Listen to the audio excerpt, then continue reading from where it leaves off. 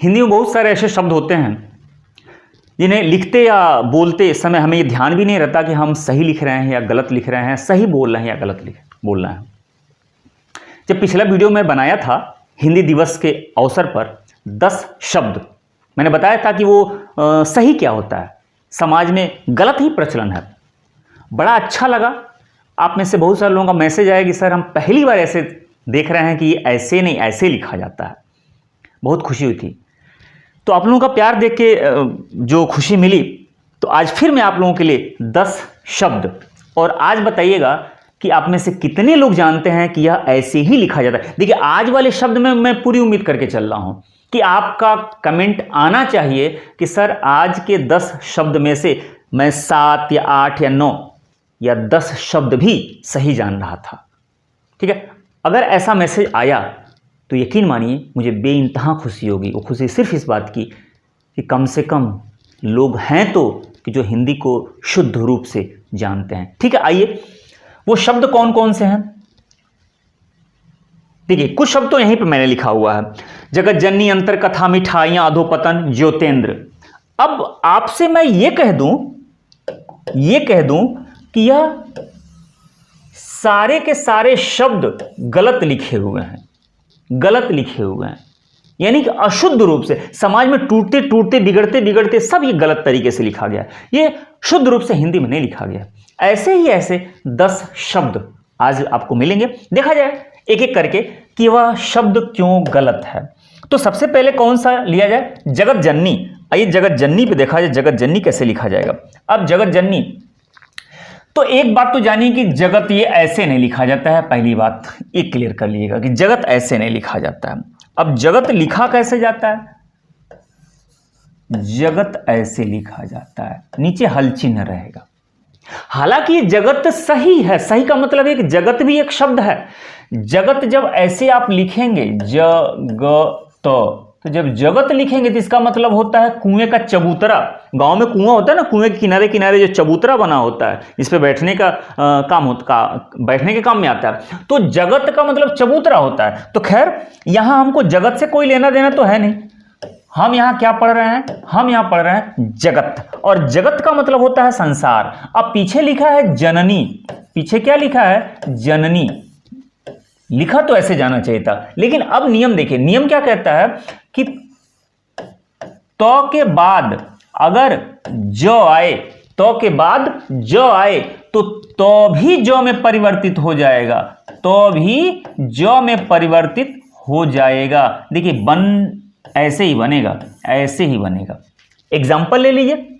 Example ये हो जाता है कि उत धन ज्वल। उत धन ज्वल शब्द आता है ना, तो के बाद जो आया तो भी किस में परिवर्तित? जो में परिवर्तित होता है, तो बनता है उज्ज्वल। उज्ज्वल। बच्चे क्या करते हैं ना, रट्टा मारे रहते हैं। उज्ज्वल में 2 बार जो आएगा और दोनों बार आधा, 2 बार जो आए दोनों बार आधा, ये रटे रहते हैं। ठीक, वो जानते नहीं। समझने की कोशिश तो किया जाए कि ये जो के पहले तो आए तो भी जो में परिवर्तित हो जाता है। तो देखिए, पीछे से जो आया ये भी उज्ज्वल हो गया। क्लियर इतनी बात? अब यहां देखिए कि जो के पहले तो नहीं आया है, क्या आया है ना, तो जब यहां भी ये ले लिया जाए। अब देखिए, जब ये है तो ये भी क्या बन जाएगा? ये जगज बन जाएगा। जगज, और पीछे से आ रहा है जननी, तो शुद्ध शब्द बनेगा जगत जननी। जगत जननी, जगत जननी। एक और याद रखिएगा, शब्द पूछा जाएगा आपसे विद्युत, विद्युत, विद्युत और ज्योति। विद्युत, ज्योति अगर ये पूछ दिया जाए तो हमेशा इसका शुद्ध क्या बनेगा? विद्युत ज्योति। विद्युत ज्योति बनेगा। विद्युत ज्योति बनेगा। जो 2 बार आधा हो जाएगा। जगत जननी। तो उम्मीद करूं कि मेरी बात आपको समझ में आ गई। ये जगत जननी ऐसे ही लिखा जाएगा और विद्युत ज्योति ऐसे लिखा जाएगा। विद्युत ज्योति, विद्युत ज्योति, और उज्ज्वल ये रहा उज्ज्वल। क्लियर हो गई बात? अब जब बात क्लियर हो गई तो आइए दूसरे शब्द पे चलते हैं। आज का दूसरा शब्द जो है वो कौन सा है? अंतर कथा। अब अंतर कथा काहे गलत है भैया? अब देखा जी इसको काहे गलत है। तो पिछले वीडियो पे मैं बताया था कि मनोकामना गलत होता है, मनोकामना गलत होता है। और मनोकामना कैसे लिखा जाता है? मनोकामना गलत होके शुद्ध बनेगा मनः कामना, बताया था ना। और क्यों? उसका रीजन क्या है? रीजन सिर्फ इतना है कि विसर्ग के बाद अगर लिखा हो अंतः, अंतः यानी कि विसर्ग के बाद जब पहला वर्ण आए तो कोई परिवर्तन नहीं होता है, आप इसको हुबहू ऐसे ही लिख देते हैं, अंतः कथा होता है। अगर लिखा हो अंतः अंतःकरण तो आप क्या करते हैं भाई? र लगाते हैं कि ओ लगाते हैं, क्या लगाते हैं? सीधे सीधे ऐसे ही लिख देते हैं कि नहीं लिख देते हैं? अंतःकरण ही होता है। अगर लिखा हो पयः पान तो कई जगह पयोपान लिखा जाता है, गलत है, पयोपान नहीं होता है, पयः पान ही शुद्ध है। अगर लिखा हो अंतःकालीन तो ऐसे ही लिख दीजिएगा, अंतःकालीन ही होगा। अगर लिखा हो अंतःपुर तो अंतःपुर ही शब्द सही है। क्यों? क्योंकि प भी पहला अक्षर होता है अपने वर्ग का, क भी अपने वर्ग का पहला होता है। तो जब भी पहला वर्ण आए तो उसमें कोई परिवर्तन नहीं होगा, यही शुद्ध है। तो मेरे बड़े भाई लोग, आपको ये बात समझ में आई कि अंतः कथा जो होता है, अंतः कथा से होता है, अंतर कथा गलत होता है। क्लियर हो गई बात ना? और ये जो होता है ये सही होता है। ठीक है, ये सब सही होते हैं। चलिए, आज का तीसरा शब्द क्या था? मिठाइयाँ। मिठाइयाँ, अगला शब्द मिठाइयाँ। अब मिठाइयाँ में देखिए गलती क्या है। कई लोगों का आया था मेरे पास कमेंट कि सर मिठाइयाँ दवाइयाँ जरूर बताइएगा, दवाइयाँ। अब देखिए कोई भी इकारांत शब्द उठा लीजिए, पहला शब्द यही हो जाएगा मिठाई। अब ऐसे लिखा जाएगा, सीधी सी बात, मिठाई। एक शब्द ले लिया जाए दवाई, ठीक है। एक शब्द लिख लिया जाए नदी, ठीक है, नदी। एक और शब्द ले लिया जाए ईसाई, ईसाई, ठीक है। इसका जो अंत हो रहा है इसी कहते हैं इकारांत, बड़ी ई, बड़ी ई, बड़ी ई, बड़ी ई। अब जब इसको आप बहुवचन बनाने के लिए पीछे से प्रत्यय जोड़ें, या अगर अपने भाषा में, बहुत आसान भाषा में अगर ये कहा जाए कि पीछे से कुछ भी जोड़ दीजिए, इसमें इस जो ये शब्द लिखा है इस शब्द में पीछे से कुछ भी आप जोड़िए। अब चाहे बहुवचन बनाने के लिए जोड़िए, चाहे कुछ भी, किसी भी तरीके से जोड़िए। अब जब जोड़ेंगे तो ये जो इकारांत है ये बड़ी ई है, यह छोटी ई में परिवर्तित हो जाता है। अब जब छोटी ई में परिवर्तित होगा तो देखिएगा यह क्या बनेगा? मिठाई। अब ये बड़ी नहीं रहेगा, अभी छोटी में हो जाएगा मिठाइयाँ। अब ये जब यहाँ जोड़े ना तो यहाँ हो जाता है, ठीक है। अब ये देखिए दवाई, तो क्या बन जाएगा? दवाइयाँ बनेगा, दवाइयाँ, ठीक है।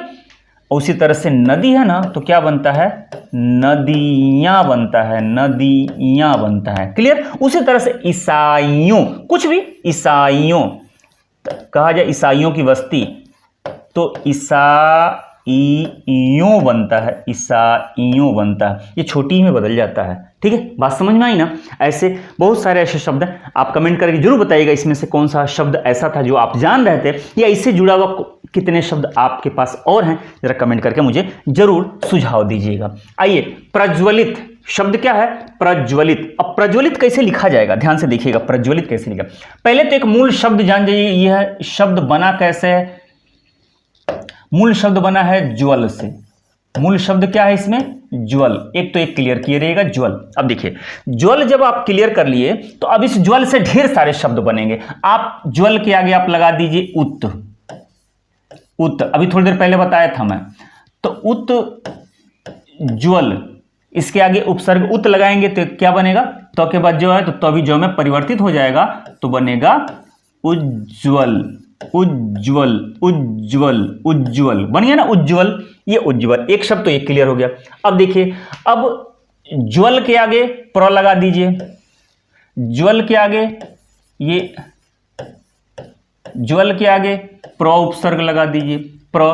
तो जब प्र लगाएंगे तो सीधी सी बात भाई कि ज के आगे तो थोड़ी है कि बदल जाएगा, ये प्र है ना, तो शब्द क्या बनेगा?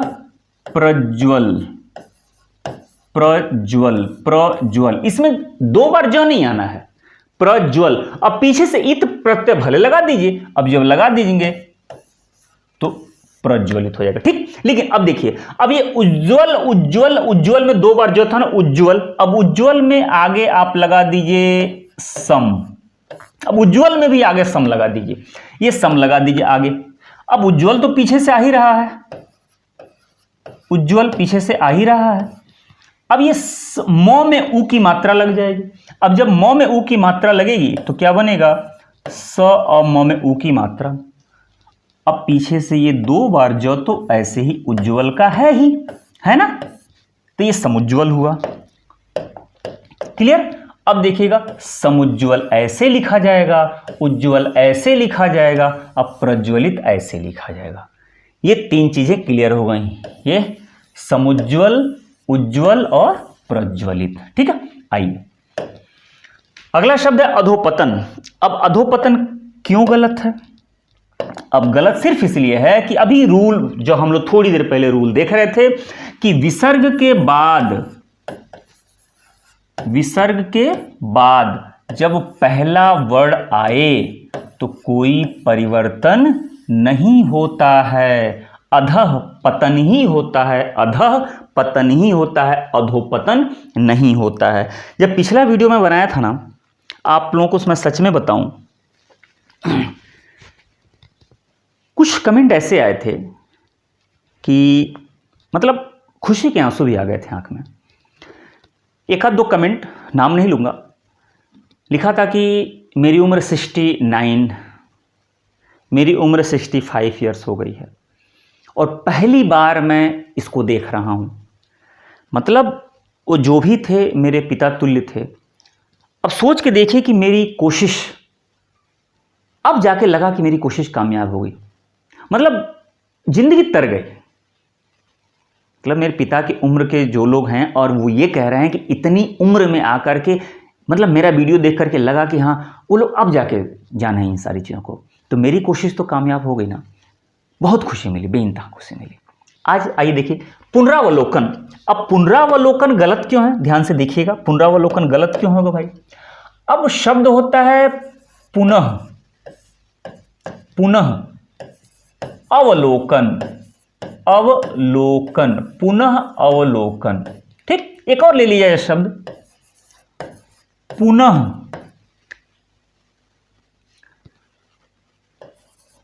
आत्मा, ठीक है। अब एक बात बताइए, विसर्ग के बाद अ आए तो नियम ये कहता है कि र में परिवर्तित हो जाएगा, ठीक है, कोई बात नहीं। चलिए इसको हम लोग र में परिवर्तित कर दें, इसको हम लोग क्या करें, र में परिवर्तित करते हैं। अब जब र में परिवर्तित कर दिया तो ये क्या बना, पुनर्बना, बना ना, ये पुनर् बन गया, पुनर्, इसको भी पुनर् कर दिया जाए, पुनर्। अब पीछे से आ रहा है देखिएगा अवलोकन, अवलोकन, पीछे से क्या आ रहा है, अवलोकन आ रहा है। अब इसमें पीछे से क्या आ रहा है, आत्मा आ रहा है। तो एक बात बताइए, अगर हम लिखें तो र में अ और र में आ, र में यहां पे अ लगेगा ना, र में आ की मात्रा तो लगेगी नहीं। तो जब आप इसको लिखेंगे तब आप लिखेंगे पुनरात्मा, पुनरात्मा यहां पे आप लिखेंगे। लेकिन जब इसको लिखेंगे तो क्या लिखेंगे भाई, पुनरावलोकन, पुनरावलोकन, पुनरावलोकन होता है, पुनरावलोकन होता है। याद रखिएगा कभी भी यह आ की मात्रा में नहीं होगा, पुनरावलोकन नहीं होता है, पुनरावलोकन नहीं होता है, क्या होता है, पुनरावलोकन होता है, पुनरावलोकन। क्यों, क्योंकि पीछे से अवलोकन शब्द आ रहा है और अ है, जब र में अ लगता है, ये चूंकि र आधा है ना, अपने बोलचाल की भाषा हम लोग आधा कहते हैं, ठीक है। हालांकि ये शुद्ध रूप से व्यंजन है, तो व्यंजन पीछे से अ आए तो र को जैसा स्वर वैसा मात्रा, तो र में अ तो र हो जाएगा, र में आ तो रा हो जाएगा। अगर यही हलंत नहीं रहता है, जिसको हम लोग हलंत कहते हैं, हालांकि हल चिन्ह है वो। तो र में अगर सिर्फ वो ऐसे रहता है, मान लिया जाए ऐसे रहता, ठीक है, तो पीछे से अ आए और या फिर र में पीछे से आ आए, दोनों कंडीशन में रा हो जाता है, ठीक है, दोनों कंडीशन में रा हो जाता है। तो बहुत सारे लोग, मुझे लग रहा है इसी चक्कर में इसे भी रा पढ़ देते हैं लोग, लेकिन याद रखिएगा यह र ये पूरा है, इसमें ऑलरेडी पहले से अ है, लेकिन हम लोग यहां बात कर रहे हैं व्यंजन यानी कि आधे र की, ठीक है। आगे चलिए, अगला शब्द क्या है, चिन्ह। अब ये तो मैं मान के चलूं कि भाई इसमें से सब लोग, मैं सबको मान के चलूं कि सब लोग जानते होंगे, लेकिन फिर भी ये गलत है, तो गलत है, अगर बताने आया हूं तो जान लीजिए गलत क्या है। ये होता है चिन्ह, होता है चिन्ह, चिन्ह, चिन्ह, चिन्ह, चिन्ह, चिन्ह बोलते रहते हैं, लेकिन होता है चिन्ह, होता है चिन्ह। या तो आप ऐसे लिखिएगा और किसी भी किताब में देखिएगा ये आपको नहीं मिलेगा, हमेशा ये मिलेगा, या फिर लिखावट के आधार पे ये लिखा गया होगा ऐसे, ये लिखावट के आधार पे आपको ऐसे आपको दिख रहा होगा। तो जो ये है वही ये है, जो ये है वही ये है, ये दोनों एक ही चीज है। ये लिखने का तरीका, मैं ऐसे लिखा, आप ऐसे लिखिए, हमारे और आपके बीच का एक वो है कि भाई लिखने का तरीका हमारा अलग अलग हो सकता है, लेकिन ये गलत है भाई। न आधा नहीं होता है, ह आधा और न पूरा, ह पहले न बाद में। क्लियर? चलिए अगला उपरोक्त। अब इसमें गलत क्या है, ध्यान से देखिएगा। ये जो शुद्ध शब्द बनता है उपरि धन उक्त होता है, उक्त। तो जब उपरि धन उक्त आप जब जोड़ेंगे तो बनता है उपरयुक्त, उपरयुक्त बनता है। शुद्ध शब्द क्या बनेगा, उपरयुक्त बनेगा, उपरयुक्त बनेगा। अब ये टूटते बिगड़ते हमारे समाज ने इसको बना दिया उपरोक्त, जो कि गलत तरीके से है। हालांकि ठीक है, समाज ने एक्सेप्ट किया है, आपको हर जगह दिखाई देगा, लेकिन मैं बात कर रहा हूं शुद्ध रूप की, ठीक है। आप ये मत कहिएगा कि अब कहां से लाके ज्ञान झाड़ना शुरू कर दिया। मैं शुद्ध रूप बता रहा हूं, लेकिन ये भी बता रहा हूं कि समाज में आपको हर जगह ये देखने को मिल जाएगा। अब ये देखिएगा ज्योतिन्द्र, ये तो 100% गलत है। आप अगर लिखते भी होंगे तो सुधार लीजिएगा, कभी जिंदगी मत लिखिएगा, बता दीजिएगा। अब देखिएगा ये क्यों गलत है। अब आइए, शब्द बनेगा, शब्द बनेगा ज्योति।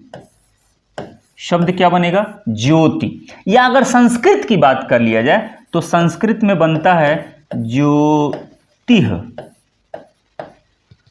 दोनों सही है, ज्योति और ज्योतिः। अब पीछे से शब्द आए इंद्र, इंद्र, पीछे से शब्द आ गया इंद्र।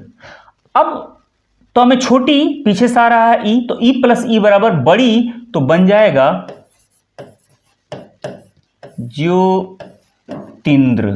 यही बनेगा ना, सीधी सी बात देख लीजिएगा, छोटी और ई प्लस ई बराबर बड़ी, ज्योतिन्द्र बन जाएगा। इसको भी देख लीजिए, ये विसर्ग के बाद स्वर आया तो विसर्ग र में परिवर्तित हो जाएगा, तो ज्योति, ज्योति तो ऐसे ही है। अब ये र में परिवर्तित होगा और र में फिर छोटी की मात्रा लग जाएगी, ठीक। तो ये देखिएगा, ये दोनों सही है, ये दोनों सही है, लेकिन यह किससे बना है मुझे नहीं मालूम। ज्योतिन्द्र नहीं होता है, ज्योतिन्द्र कोई शब्द नहीं बनता। जितेंद्र शब्द बनता है, जितेंद्र तो बनेगा, जित प्लस इंद्र, लेकिन ये ज्योतिन्द्र नहीं बनेगा, ज्योत इंद्र नहीं बनता है। ज्योति इंद्र बनता है तो ज्योतिन्द्र बन जाएगा, और ज्योति इंद्र बनेगा तो ज्योतिरिंद्र बन जाएगा। ये दोनों सही है, लेकिन ये गलत है।